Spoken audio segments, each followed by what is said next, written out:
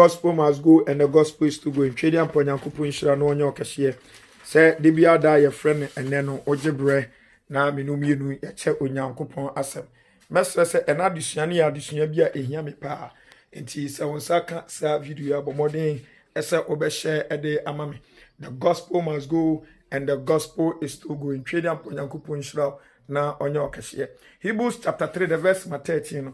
Bible ni etu ye for say, ye tutu ye ho fo de bia da ye friend ene na boni bi emprimo bi akoma na boni ewo edem no edoso sene papa me ka ne say enamo ama wo mienu yate ase em say ma me papa we are living in the last days mo amunim ene edi akire no emu ena ye wo no enu nti no ma me papa ade ba ko ani kwaso mo obi wa adwi free so the word of God nyankopon ase yentutu ye ho fo de bia da ye friend ne na boni bi emprimo bi akoma na boni e wo dem edoso sene de papa me twem adwin e de asi bi so ade ba ko ama me papa many Christians are ignorant of it ade ba ko Christopher bebre enim edi yenya people are dying going to hell say bebre ne enim say asase we so on this earth ye wo bonsam ana Satan shiadan ene ye wo yawo ana onyankopon shiadan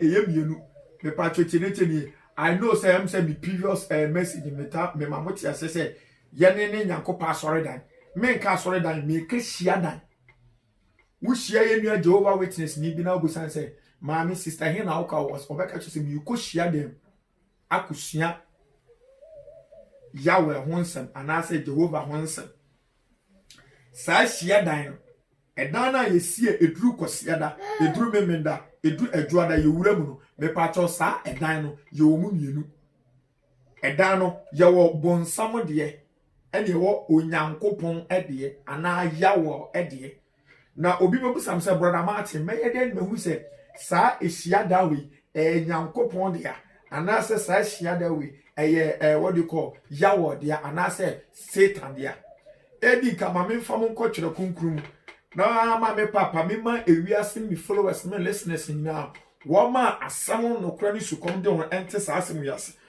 for Bible no be the book of Revelation chapter 3 the verse 9 Revelation chapter 3 the verse 9 Bible say na me hunkofu bia no mu free Satan shiadam a no mo from so mu ye yudafo nenso mu ye yudafo atro e no mu ye de edie tienie Bible specified the type of shiadam no mu free according to Revelation chapter 3 verse 9 was no mu free shiadan tienie paul no mu free shiadam Satan shiadan Lucifer shiadan bonsam shiadan Revelation 3:9 na sankofu they claim say omo ye yudafo what I say entia de ba ene mame papa ena setrema ye won kofu wi omo ti Satan shiadam they claim say we ye Christopher obekọ Bible ne da ho obekọ ye shankom ye cartons ye praise and worship ade bi anyankopon shiadan for ye no the same thing as Satan shiadan so ye ba ut was what say sankofu ne de no credit enu omumu tienie pawo sankofu no credit enu omumu omu nyina no kre no so de bia metaka te Christosum foundation no is being built on truth. That is why God of the gods ye chia ne say Christo oni ye butentim Christo ono butentim Christo oni nyina ye butentim Christ my foundation Christ your foundation Christ our foundation. When we say Christ, who is Christ? Okay, in John 14 the verse 6 was a me no kre. So when we say the foundation is being built on Christ, it means the foundation of Mame Papa Nyankopon Anaya Weshiadan is being built on truth. Oh, me say the more go back to Revelation chapter 3 verse 9. Also, say sanko from mufi Satan shiadem. Omu yo mo say yudafo. Ene ya wo mo ti Satan shiadem. Omu yo mo say Christopher, followers of Christ. Omu chia crowd akwa heaven, but it's a lie. It will be yes as a brother where didn't we is this guy mad? Yes, I'm mad for the kingdom. I am a defender in the gospel. I'm a gospel defender. It's my mission to defend the truth. It's my mission to rescue soul. It's my mission to give the undiluted word to unblind the blind. because nyankopon asem no okay can the book of Mame Papa Psalm 19 the verse the verse number 8 to 12 no was say nyankopon asem no hote na ebie ani only the word only the truth any betime dey ebie adasa ani metwe madwen e dey sibi so mini agidi ya wuche me ena no pay ena nwumre ena wiei bre a wo saka video yi busa wankasa wo se shiada na wuti mu no wuti Satan shiada anasa wuti Mame Papa ya wo shiada Mame mra for na monti ma se kakra also can 2 Thessalonians chapter 2 the verse 4 2 Thessalonians chapter 2 the verse 4 tira konkuru abia tia so 2 Thessalonians chapter 2 the verse 4 wase hwe ene Satan no wo wura Mame Papa shiada mo enu wa ye no se nyankopon wakota nyankopon position etene owura sonde ma ye se na ye mpai boda ene deliverance service ubo se Mame Papa obi aba kire baba ase o twa no se sebe akokwa yare aye no ade a nyankopon wesani seni tieni ye pa o wura sha asonde mo in the name of Yeshua nkom always be a enkom sheni bibia atwi nipa dwensi ewiase wuodie so wote asori bia Mame Papa enkom hye ne baba on enkom hye bia baba bia no eye obediye obekwa bochire o maame na eye minia on say on Jeremiah chapter 23 okay can the verse Mame Papa 15 dollars was say atodi for no omo hye nkom de ko wiase huhudie mu it what this friend say Satan hye dem a and somehow betia obedi obekwa bochire o maame na eye o papa na eye obedilo to number where you Satan hye dem tiene pawo because nyankopon hia dem no oho no ubedi obakwa bochire ni ho demom ya ma ohwehwe osoro ahenie ene ne tene ne kane entinkom hye na beba no ene se jakro no jadwaman yesei jawe enkom hye na eba no ebeka wonim ebetufo ebekyerechire ebeyiwaten etuti asafu bim na enkom hye na eba Mame Papa enka wonim entufo enkyerechire eyiaten amepacho sa hia dan Satan hia dan brother asema okay dem no nya adwe bi come so for no ukra Bible no obodi Jesus. There are 3 types of Jesus in the Bible. Me pa tiene ye pa o say bra ye kokum Yesu Kristo no what do you call bra ye no call Plato nim no o busa say one fa emudie na ema no ema omo one fa Jesus Christ now and now say Mame Papa one fa Barnabas Jesus Barnabas was called Jesus. Christ was called Jesus. And Acts chapter 13 verse 6 no you bad Jesus. Don't forget. And 2 Corinthians chapter 11 verse 14 no was this a bonsam so oba won chen minia onko kura bobi a wonko fa yibi Mame Papa Bible me tia say sa bonsam oba nche wo ye no say high bofo eti Mame Papa na no pay me twe adwam aso ate aba me yase Mame Papa hwe wado ya wo ye hwe otaita woto hwe ofra woto na ebe wi ase Mame Papa ubewu akobonsam dem ade ana wote dey bonsam ene ehia dey me twe adwen ade asimi bi so mini agini ni awuche mi mini Kristo ni awuche mi ade ba akwa me pese me twe adwen esisunie hwe 2 Thessalonians chapter 2 the verse 4 2 Thessalonians chapter 2 the verse 4 I say come de me balu osu yes still be na chese manual bayire bi ni ani me balu so but still the gospel must go the god nya bia nku ni nipa be di obenya nkwa na emu asem efi Elohim enimu hoba no me twem agi de sibi bi so on say 2 Thessalonians chapter 2 the verse 4 was born sam no ene owura hia dem ho owura Pentecost ho owura Methodist ho owura Roma ho ene wa ye no se onyankopon eba nkom se eba obedi eba miracle. Read Acts chapter 16 verse 16. Acts chapter 16 verse 16. The Bible can come me. Acts chapter 16 the verse 16. And if odi fana no shankom no yen sanctionne no yen ashes no the bonsam to me. We are the same Acts chapter 8 the verse 18 to 20. Kobusa sa di sinisi mo no. Eba obedi obekwa bocho mame they are good in doing. Mame Papa, we are living in an era in which God is rebuking what the Lokuran ete nyame ma ho. John chapter 15 verse 3 was enam asem na matinti mo wa dey esi eti ye won samanfo asafo ene ye won Lokura asafo ye wo Satan hyiadan ene ye wo Elohim hyiadan hwe ye nua David ka asemi Psalm 84 the verse 10. Psalm 84 the verse 10. Ye nua David say eyema ne se obetena asafo a emu dampan eye nyankopon hyiadan dan so obewura bonsam shia na nipa pimpimene ewo wasi da krudie just a day spent in the true church of Yahweh is better than being in this Satan ordained pastors churches, being in this bonsam shia for billions of years. What you saying, David Kai? I was Psalm 84 the verse 10. Meaning say asasu we so no ya bonsam shia dan and you want Elohim Shaddai. Mibusa na no person. Shaddai be the do kosiada. E do memenda. E do friend. Don't mama papa. And they will be choose to Shaddai bia. Or suffer over TV. So as on dana ya to task. Dear Talazo. Dear stuffing chest. Meaning your obeyra. Share foot you are too. So when tia mama papa. Me dem your gon bitaw. Ezekiel chapter 2 the verse 7. Was in the pen na ye tuate for. It nyame asamo. Some betu. Some ntuo yanka. So, okay, come Proverbs chapter 21, the verse 16. Proverbs chapter 21, verse 16. Was he who despise from the truth and the knowledge of God will stay in the congregation of the dead. Bible so be obe from free the chire no. Who say the pakro no better some first asafun. Eradi shira na on shira so. I joined the gospel preaching chariot. I avail myself to teach and to be taught. Salvation of souls is my focus, so help me God. Amen. The best pastor on this earth is your Bible and the Holy Spirit. The best prophet, the best evangelist, the best apostle is your Bible and the Holy Spirit. And for whom to person that in the Bible, Jeremiah chapter 17, the verse 5. Teresa me says, and no man can be on to watch any person. Me I make us a nipa, or Sophie nipa. For what to assemble so assembly new hamada. What person you know whom they read the Bible every day. Pray always. Attend Bible believing teaching spiritual church. Obey the Holy Spirit. Tell others about Christ, and it shall be well with you. Mesre Minianoma mo share sa video. So what Ghana, so what outside Ghana. Me patcho we are download the Telegram app. Telegram ye Telegram. I hold ye teachings. Ma me papa. Se bia wo betime busa question. Na de bia won tiase o Kristo so mu no. Nyankopon enam ye so ya be dosuko e wo Bible mu. Ne de tiase ama na hu etimi afi.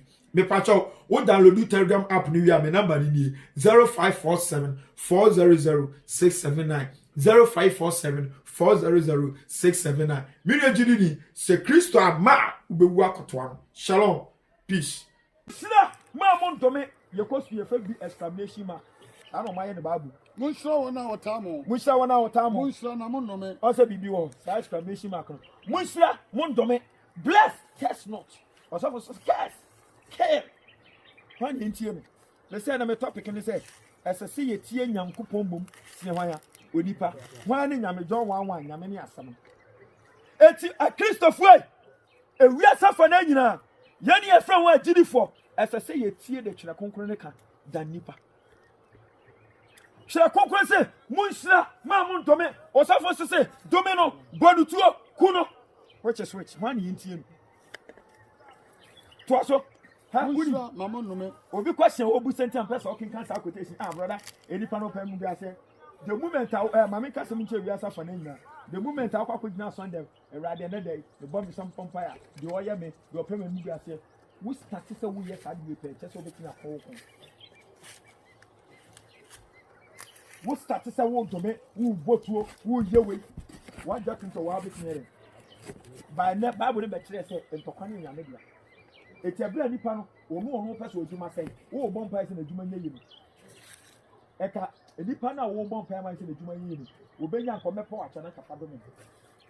But was it as I said, what you see? A good to me, I didn't come with you. And Snaman good is nearly how will you feel? To that can you tell me? Munshra, Mamon Nome, Munshra, Mamon Dome. Money, a did for any. Aha. Na money a soup for soup. Aha. Munina, any other clock. Aha. Money, Noma at a sea. Aha. Na, Mumma, no Mumma, a hobrasia and Famo. Aha.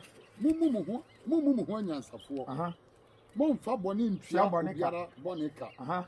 Monna, and Mini, and Noma, a yefe. Monna, Noma, a family pen. Ni penny name. Aha. Say that to me. Mon family dear. Money ni penny nine international. Out of 4. Monte Tomo, Monte Tomo, red. Monte Tomo, red. No more. Munyai, ma, and I said, English make us a vengeance is mine. Monte Tomo, red. Munyama radi. Instead of trying to say, men are referring. I want me. A 2 to us, or better say, I come to a town farm and you come in a man. Said the Moja was to so good when you fool. Not to be a good day or 10 years from. Was so we had the papa, who bought pie, who son, or said to say the woody nowadays as I and come for 10 years. As I don't know, because the TV so. What they say, you fear about TV, never to those TVs never had it. My sister say, I'm not going to say, you fear about TV, never to those TVs never had it. Anybody watching me right now, God is speaking to me. Hey, take oil. Hey, get pure water. God is speaking to me right now. Someone enemy is come to die. Nonsense. Who is come to die? Who know what time for? What time for any nipedi?